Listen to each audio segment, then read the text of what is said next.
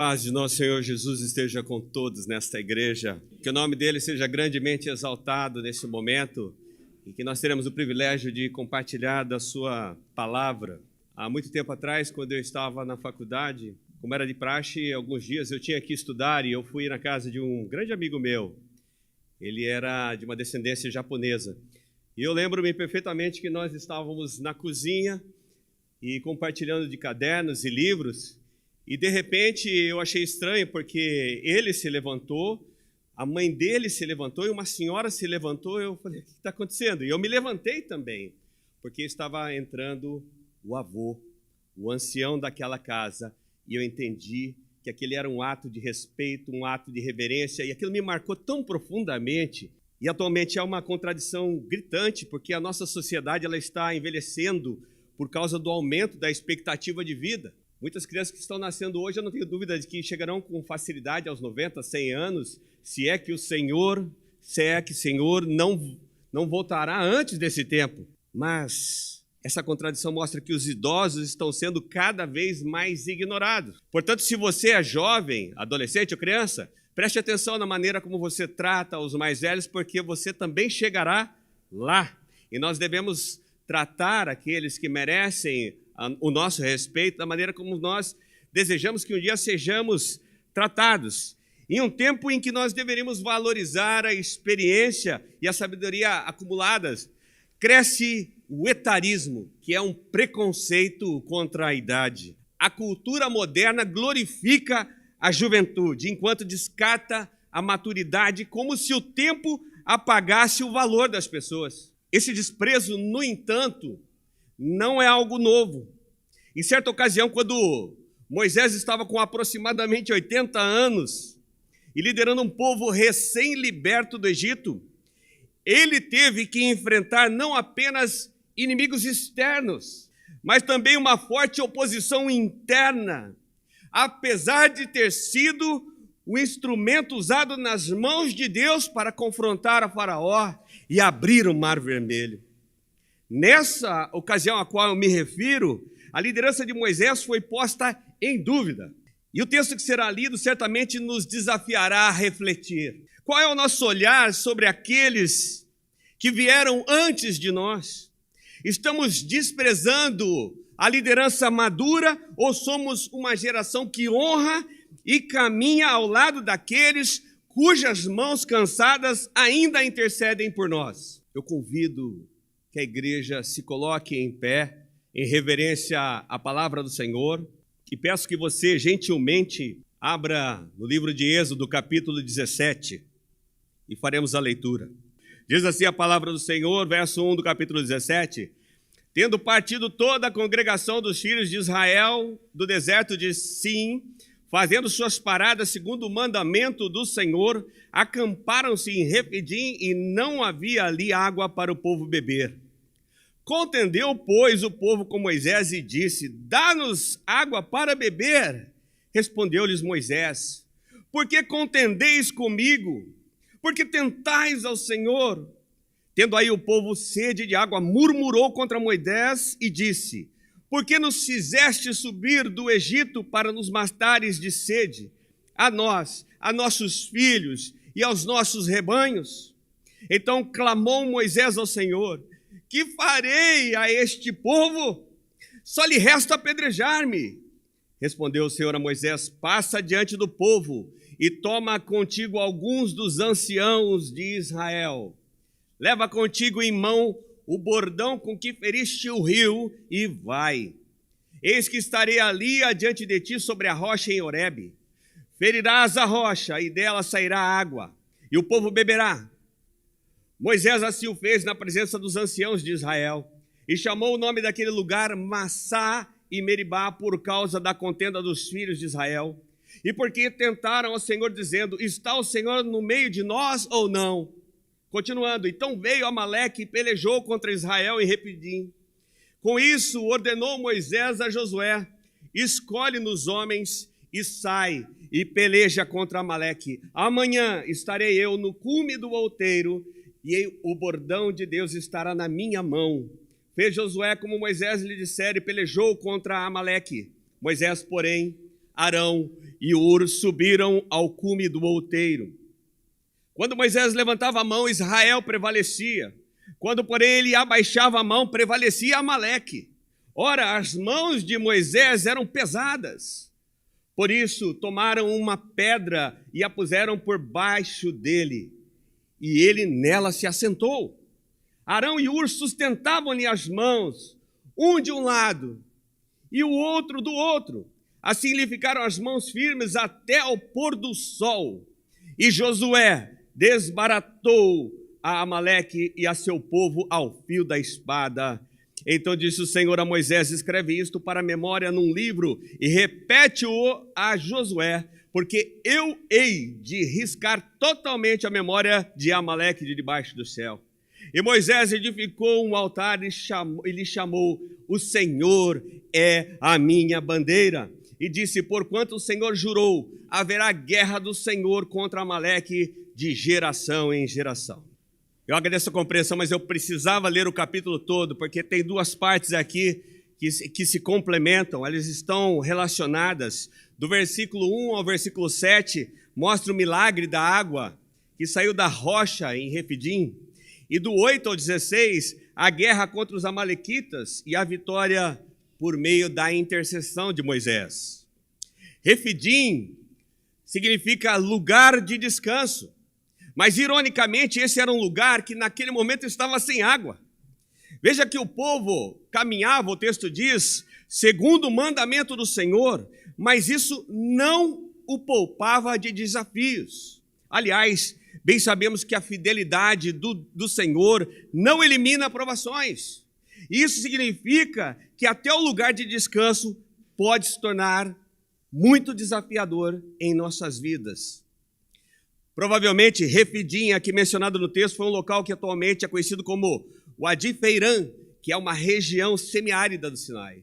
Wadi é uma palavra árabe que significa vale com curso de água sazonal, ou seja, era um canal que enchia de água apenas em determinadas épocas de chuva no ano.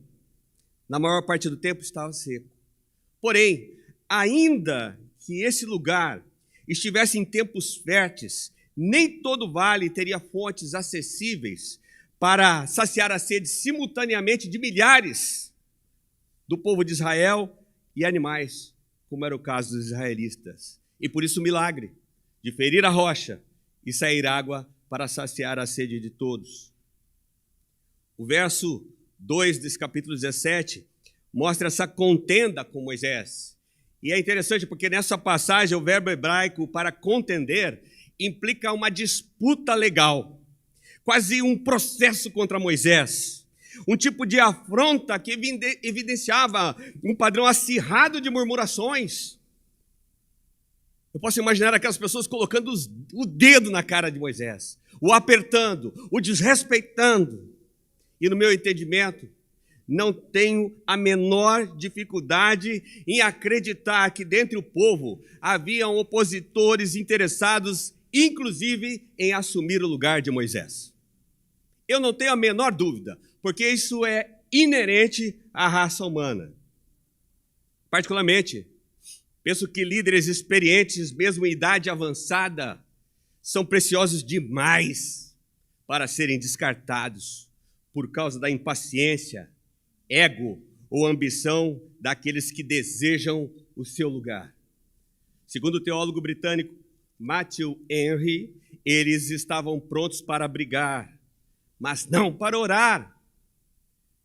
Essa murmuração e desespero, relatada aqui nos versículos 3 e 4, se tornou uma retórica de acusação que fez aflorar uma insatisfação que fazia aquele povo que havia sido libertado do Egito, fazia-os idealizar agora o Egito, ter saudades daquela terra de opressão. A situação era tão crítica, era um momento de crise de Moisés, que ele pergunta a Deus: o que eu farei a este povo?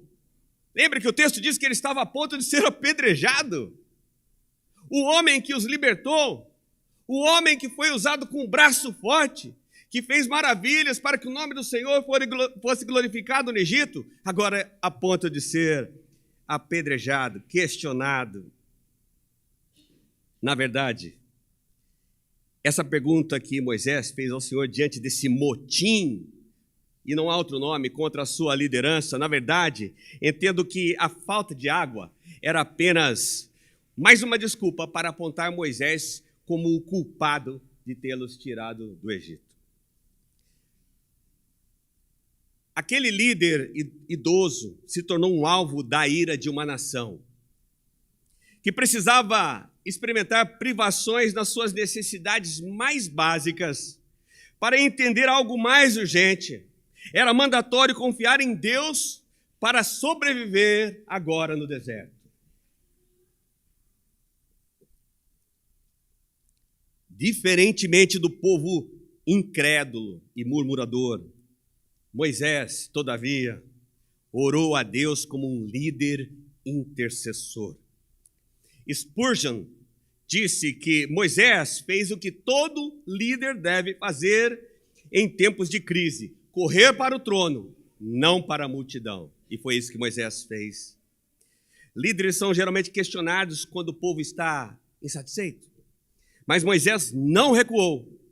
Ele continuou buscando a direção de Deus, mesmo que sendo acusado injustamente. E aí, no versos 5 e 6, mostra esse milagre maravilhoso da rocha em Horebe, que é um símbolo tipológico que aponta para Cristo. Porque a vara que feriu o rio Nilo agora não seria usada para julgar, mas para salvar. Isso revela a graça divina em meio à infidelidade humana. Massá e Meribá são nomes que ficaram aqui como memoriais, mas são nomes negativos. Eles tentaram, Massá é tentar, tentaram ao Senhor e contenderam, discutiram, contenderam aqui é Meribá com Moisés.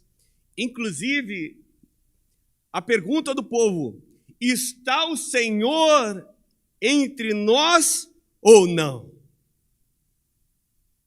Eu acabei de mencionar, e vocês conhecem a história de como Deus havia se manifestado com poder no meio daquele povo. Está o Senhor no meio de nós ou não? Alguém pode pensar, mas que atrevimento!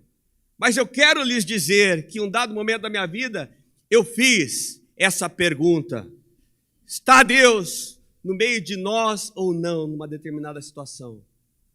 E foi duro da maneira como ele respondeu, e não é o caso para eu falar agora. E talvez você ache, como? Mas muitos aqui podem estar hoje se questionando: está Deus realmente no meio de nós? Está ou não está? E eu diria que essa é uma dúvida teológica gravíssima, porque desconsidera todos os feitos do Senhor. Eu diria que isso representa o ápice da incredulidade humana.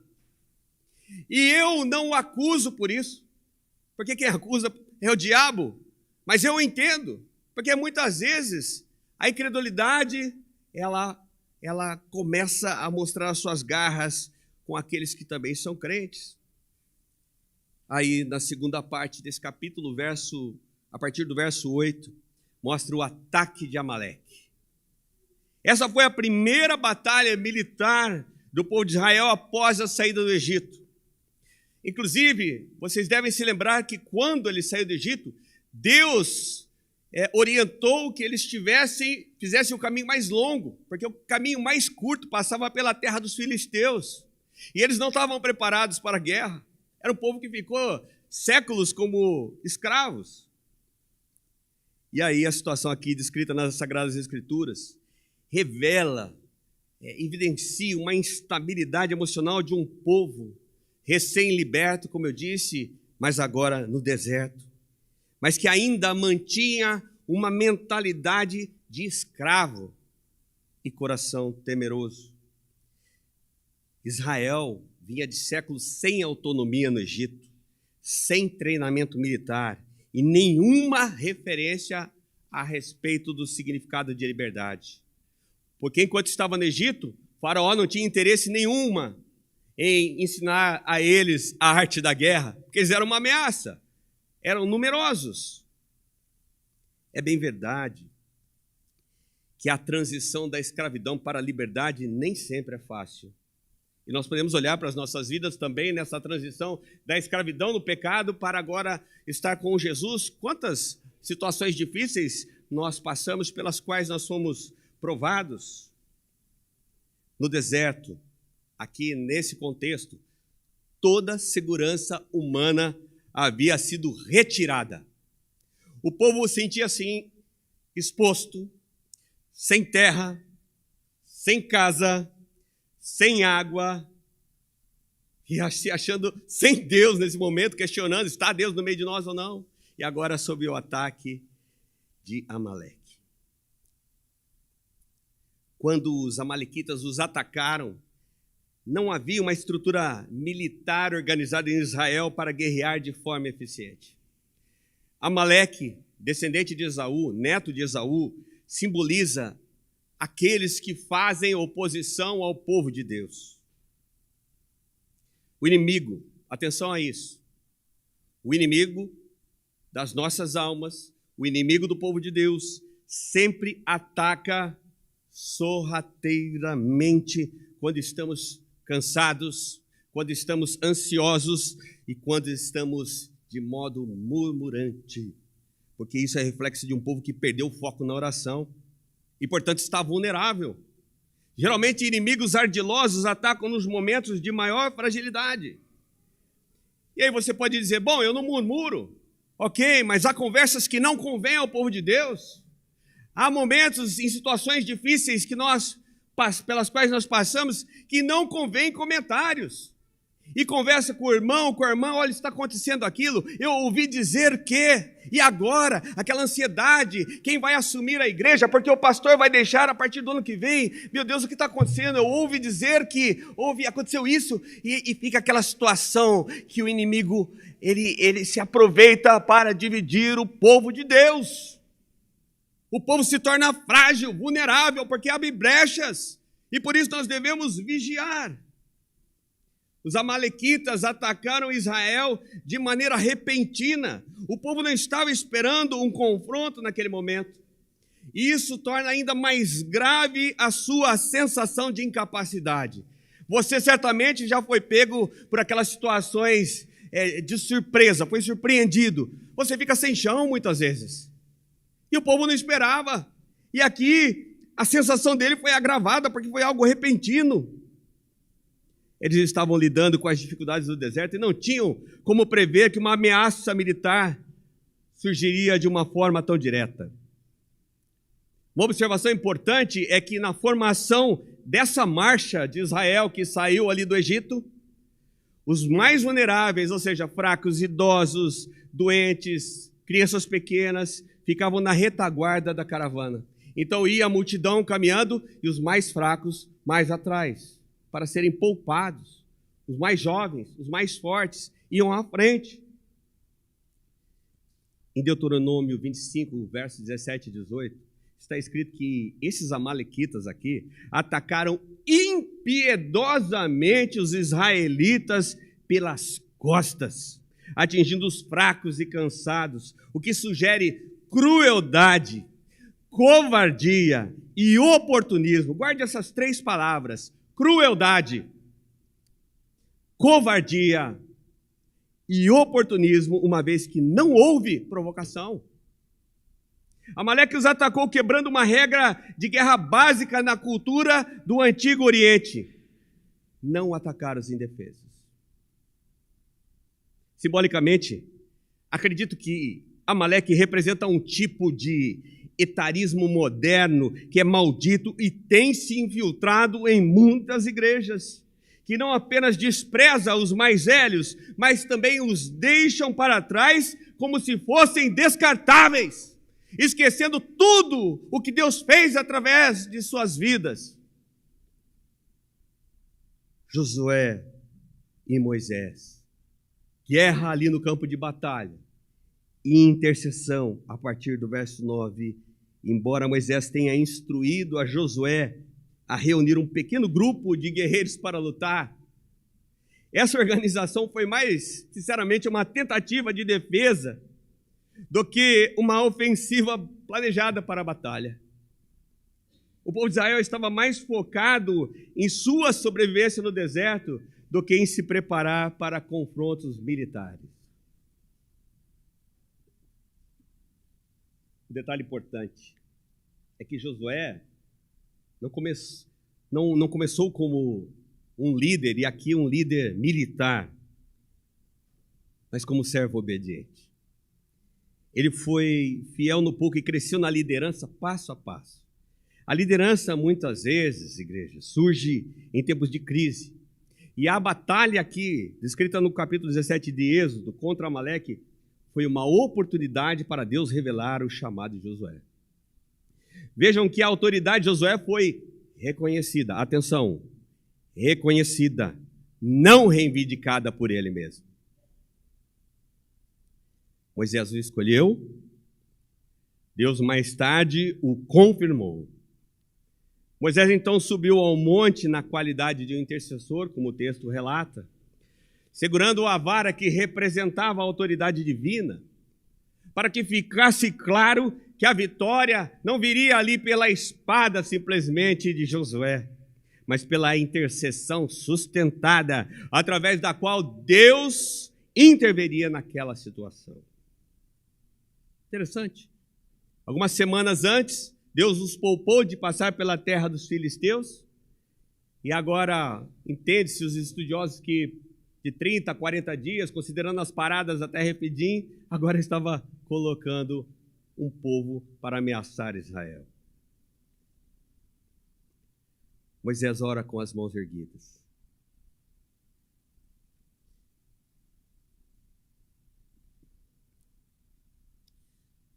Quando o Senhor falou para mim que eu deveria falar sobre essa palavra, a cena que me veio à mão foi Moisés com as mãos erguidas. E Arão e Ura sustentando. E eu fiquei pensando, qual era a dificuldade de subir aquela colina? É plausível estimar que ela tivesse uma altura em torno de 210 a 220 metros, segundo estudos. E quanto tempo um homem de 80 ou 81 anos, pouco mais de 80, demoraria para subir até o cume dela? O terreno era desértico, com vales estreitos, trilhas acidentadas, penhascos e elevações rochosas com formações abruptas. Com essa idade, em um terreno desfavorável, é possível inferir que a sua subida tenha levado de 45 minutos a 1 hora ou mais, especialmente carregando um bastão e contando com o apoio de Arão e Ura. E essa cena, eu gostaria de convidar você a imaginar um homem velho subindo com toda a dificuldade aquela colina, porque sabia que Deus atenderia pela fé a sua oração, intercedendo pelo povo que estava prestes a ser aniquilado. Fé. Isso mostra que a velhice não é sinônimo de inutilidade, mas de missão. Sua força não vinha do seu físico, mas de sua intimidade com Deus, e isso é uma poderosa mensagem contra o etarismo. Quando Moisés levantava a mão, o texto diz, Israel prevalecia. Ele manteve a postura de oração e autoridade espiritual. Mas Moisés ficou cansado. Puseram uma pedra para ele se assentar. Afinal, ele tinha 80 anos. Fique um pouco com os braços levantados e logo você vai sentir o latejar. E quando nós olhamos para isso, eu fiquei me questionando, quando é o momento de parar? Moisés, velho, com as mãos ali com dificuldade em sustentar, será que não era hora desse homem parar? Mas eu quero dizer que Deus que apareceu na sarça ardente para Moisés, O Deus que orientou, mandou, ordenou que ele levasse o povo até a terra prometida. Foi o mesmo Deus que depois disse para ele, mostrou a terra e disse, mas lá você não vai entrar. É Deus quem diz a hora em que ele deveria parar. Quando as suas mãos caíam, o inimigo prevalecia. Arão e Ur perceberam isso e se colocaram ao lado dele. Eles não o substituíram, não o derrubaram, não o criticaram, nem lhe entregaram uma carta o desqualificando, dizendo, olha Moisés, você nos tirou do Egito, você abriu o Mar Vermelho, mas chega, daqui para frente é comigo. Eu não vejo isso nesse texto. Eles o sustentaram, mostrando o tipo de honra que é agradável aos olhos do Senhor.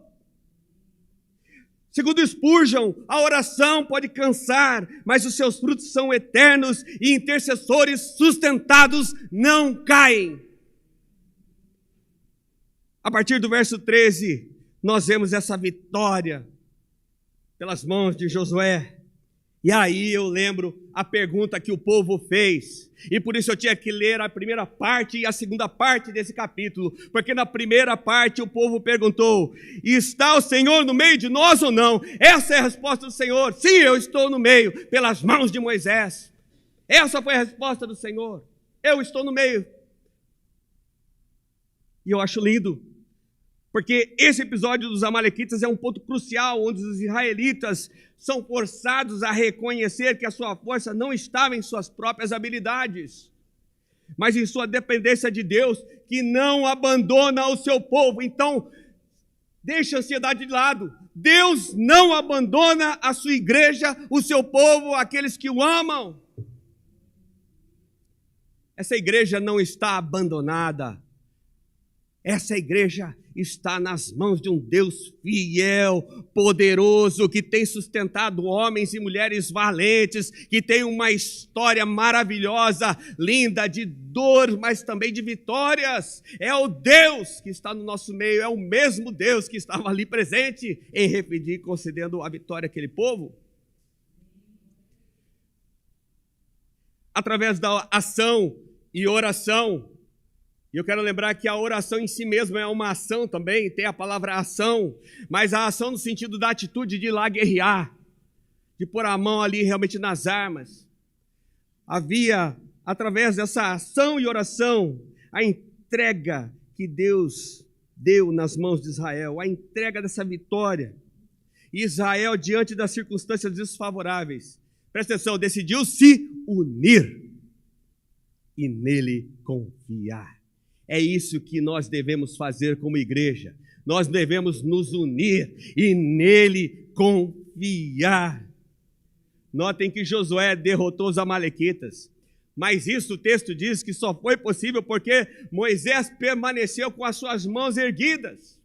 No entanto, sem Arão e Ur, Moisés não conseguiria manter as suas mãos erguidas. O que aconteceria se Arão e Ur não sustentassem as mãos de Moisés? Eu posso imaginar, eu não posso dizer. É possível que aquele povo fosse aniquilado? Eu acredito que não, porque Deus tinha uma promessa para ele. Mas a situação ia ficar difícil. Isso significa que Arão e Ur foram tão importantes quanto Josué, embora não estivessem na frente da batalha.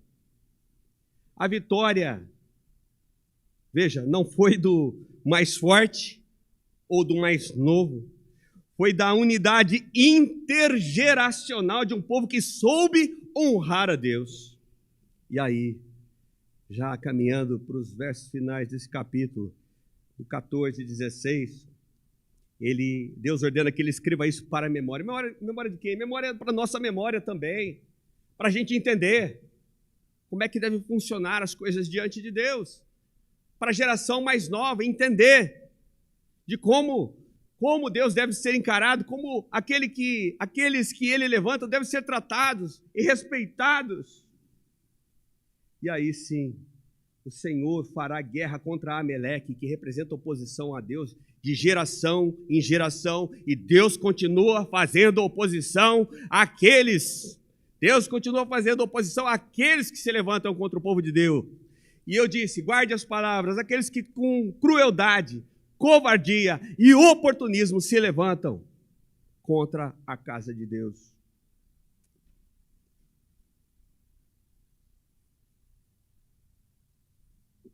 Quando o pastor está cansado, após décadas dedicando a sua vida à igreja,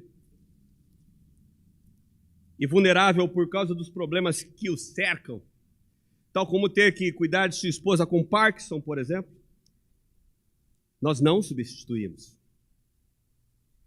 Nós o sustentamos, e eu quero ouvir um amém. Nós não somos covardes, nós não somos cruéis e nem oportunistas. Pastores idosos não devem ser removidos. O cansaço não é um sinal de fraqueza. Eles devem ser honrados, devem ser apoiados, pois suas mãos ainda têm autoridade diante de Deus que os ungiu para esse ministério. Eu fui claro? Paulo escreve aos Timóteos, na sua primeira carta, capítulo 5, verso 17, os pastores que governam bem sejam estimados por dignos de duplicada honra, principalmente os que trabalham na palavra e na doutrina. Essa é uma orientação, uma ordenança de Paulo. Sinceramente, eu prefiro ter ao meu lado um ancião fiel, com as mãos levantadas a Deus, do que um exército de pessoas que confia na força do seu próprio braço. É melhor ter uma anciã que, apesar das suas limitações físicas, se esforça para dobrar os joelhos na presença do Senhor, do que uma multidão que não tem compromisso com a honra. Porque para um servo fiel, a glória pertence somente a Deus. Eu disse somente a Deus. Enquanto para outros o que importa é a glória pessoal, que satisfaz uma ambição cega e meramente humana. Entendendo um pouco da natureza humana, não é difícil imaginar que muitos desejam estar no púlpito, mas Deus sonda as motivações. Muitos querem estar no púlpito simplesmente pelo um aparente status, por serem, admirados, para a satisfação das suas carências pessoais, e por tantos outros motivos que não convém a nós julgarmos, mas Deus sonda.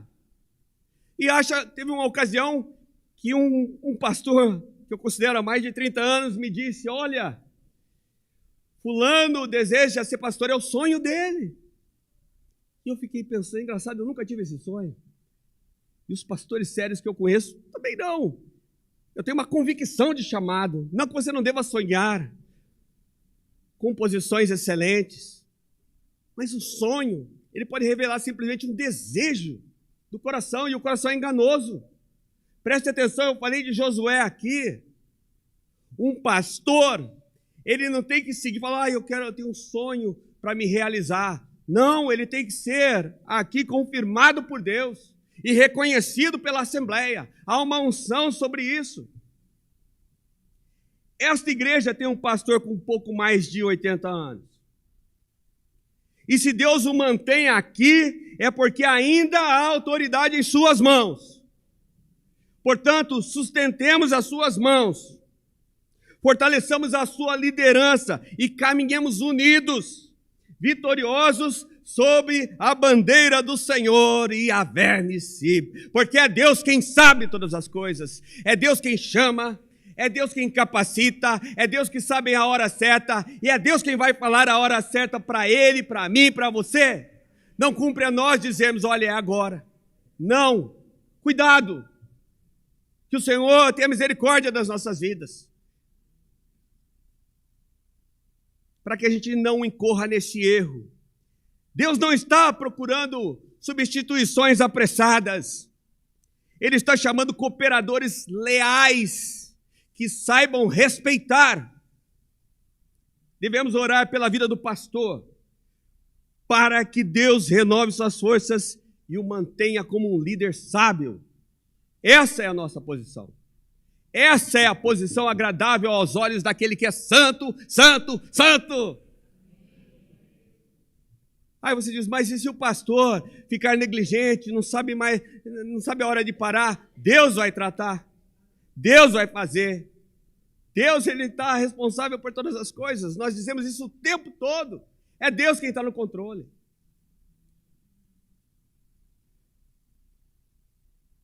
E orar pela unidade da igreja, para que toda tentativa de divisão, disputa por poder ou desonra seja quebrada em nome do Senhor Jesus. Amém. E finalmente, o gesto de manter os braços levantados de Moisés não foi apenas um ato de intercessão, mas também um sinal de resistência que Deus espera que se tenha diante das ameaças, porque é essa atitude que devemos ter até o dia em que herdaremos a terra prometida ao pôr do sol dessa jornada que por Ele nos foi proposta. Com toda reverência a Deus, todo respeito e amor para essa igreja, eu quero convidar o pastor dessa igreja, João Fernando, cuja história se confunde com a história dessa instituição, que é respeitado e tem o apoio de todos os pastores, não só da região 1, mas dos demais pastores da Nacional da M. Ore, levantando as mãos, intercedendo por nós. E eu quero que aqueles que são do conselho se levantem e venham aqui sustentar os braços dele enquanto ele estiver com as mãos erguidas. Eu não estou intimando você. Faça isso se você sente no seu coração. Saia do seu lugar, vem aqui, ele vai orar por nós. Você é do conselho? Vem aqui, sustente os braços desse homem, como uma atitude simbólica daquilo que aconteceu em Refidim. Esse homem vai orar por nós. Ele é o pastor dessa igreja, até quando Deus mandar, e ele vai saber o momento. Então chega de ansiedade, chega de comentários, será isso, será aquilo. Deus tem um plano, e ele se cumprirá cabalmente. Eu posso usar esse microfone, eu pego um outro, que vocês me orientam. Esse? Ok. E eu peço que alguém segure o microfone para o pastor João Fernando. Ele vai levantar as mãos. Chux, por favor. Você se coloque em pé, por favor. Estenda suas mãos para cá e vamos juntamente com o líder dessa igreja orar. Obrigado, Senhor Deus, pela palavra que foi ministrada nesta manhã.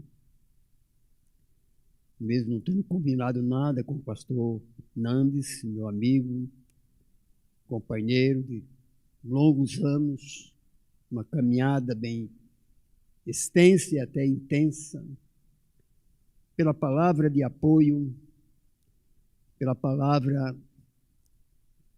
dizer que toca o meu coração e, por certo, tocou o coração da igreja. Deus amado, nós queremos continuar servindo o Senhor enquanto esta vida durar. Que seja à frente, seja no apoio. A minha vida o Senhor resgatou na minha adolescência e encheu de um propósito e de um sentido ser um servo do Senhor. Obrigado pela igreja, pelos irmãos que têm estado comigo na minha meu momento de dor, de angústia, de preocupação, porque não tem como ser diferente, mesmo porque sou um servo do Senhor e um ser humano carente, necessitado desse apoio, porque a missão é muito complicada. Lidar com o ser humano, lutar contra as trevas, com os ameleques chamados demônios, Satanás. Preciso, meu Deus, da sua graça, da sua misericórdia para concluir a missão, a caminhada para a terra prometida. E obrigado por esses queridos irmãos que tem me sustentado, eu creio, em oração, na sua súplica, e que eles também, meu Deus, junto, entremos na terra prometida da sua graça. Obrigado, Senhor, por esse momento. Que o teu Espírito Santo cele com o seu poder. A quem devemos toda honra, toda glória, ao nosso Deus, ao Supremo e Eterno, de todo o tempo de nossas vidas. Oramos em nome de Jesus, o nosso Redentor. Amém. Amém.